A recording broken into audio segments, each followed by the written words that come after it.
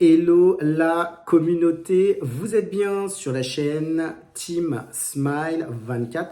Moi c'est Thierry, je suis coach notamment sur tout ce qui concerne les blessures de l'enfance. Ce que je fais dans le cadre de mes coachings, c'est vous aider à renouer, à reprendre contact avec votre famille. J'en parle notamment au travers tout au long de ce mois de mars, ma relation avec mon père. Et mon but, c'est de pouvoir vous donner des outils pour vous aider. Si vous avez vécu cette situation ou si vous vivez encore cette situation. Alors, dans la dernière vidéo, je commençais à évoquer comment la discussion avait commencé avec mon père. En fait, je vous évoquais que vous deviez dire un certain nombre, préparer votre discours avant de rencontrer la personne avec qui vous souhaitiez vous réconcilier. Donc, comme je le disais dans la précédente vidéo, j'ai commencé à évoquer, partager mon cœur à mon père, commencer à lui dire ce que j'avais ressenti, en tout cas ces dernières années, et puis en lui disant tout simplement que voilà, ça n'avait pas été simple et que j'avais lu ces messages et que voilà, maintenant je décidais de revenir vers lui. Et donc, dans la discussion que j'ai eue avec lui, je vous avais dit aussi que je le regardais vraiment dans les yeux. Et en fait, dans le cours de notre discussion, je lui dis, papa, c'est vrai qu'il y a eu beaucoup de difficultés dans nos échanges, dans notre communication. On n'a pas été proches. Mais tu vois, en dépit de tout ce qui s'est passé, en dépit de tout ce qu'il y a eu, il s'en est passé des choses. Le fait qu'on ne soit pas vu, le fait que voilà, on est resté éloigné pendant un certain nombre de temps. Tu demeures et tu restes mon père. Ça signifie que sur la terre, j'ai quand même la connaissance de mon père. Je le connais quand même. Même si je ne l'ai pas vu, il est là, il existe. Dans ma situation, je ne pouvais pas dire que j'étais orphelin. Donc je lui ai dit, papa, voilà, tu demeures quand même mon père et même s'il s'est passé tout ce qui s'est passé, je veux que tu restes mon père. Et on peut avoir vécu éloigné un certain nombre de temps, avoir pris beaucoup de distance dans ce qu'on a fait. Toi, tu as été de ton côté, moi j'ai été du mien.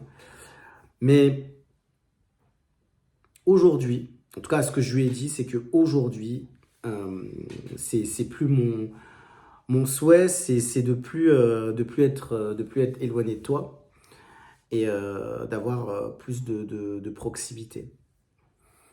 Alors là, je peux vous dire franchement, il a été interloqué et puis il m'a dit, oui, franchement, Thierry, oui, je pensais vraiment pas que tu me dirais tout ça, quoi.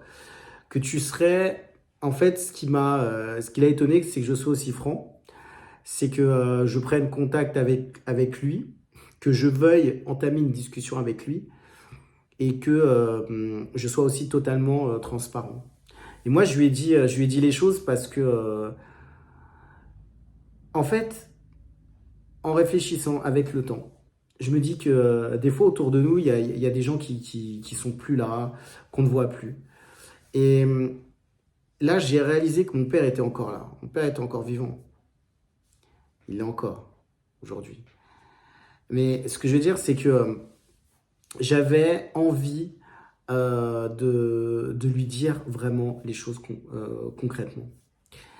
Et donc, dans cette démarche, voilà, je parle avec lui, je lui dis, voilà, papa, aujourd'hui, c'est le moment, voilà, c'est le moment où j'ai envie de te dire que j'ai envie de passer plus de temps avec toi. Dans la dernière vidéo, je vous disais que vous deviez surtout pensez à ce que vous vouliez dire. Et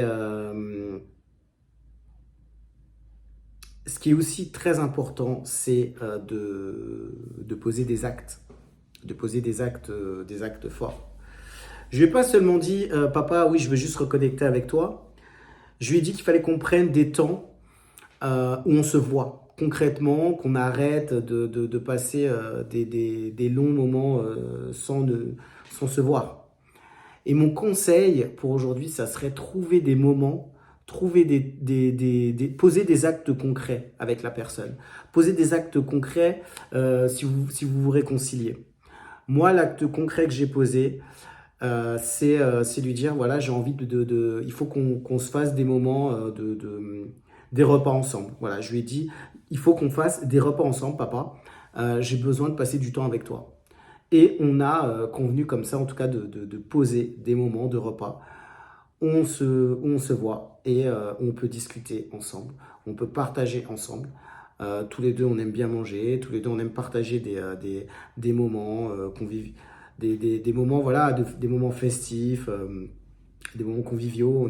On est bien, on se sent bien et on aime partager ça. Et c'est ça que j'avais aussi envie de poser dans nos échanges. Et ça, je l'ai fait dans le cours au cours de cette conversation avec lui.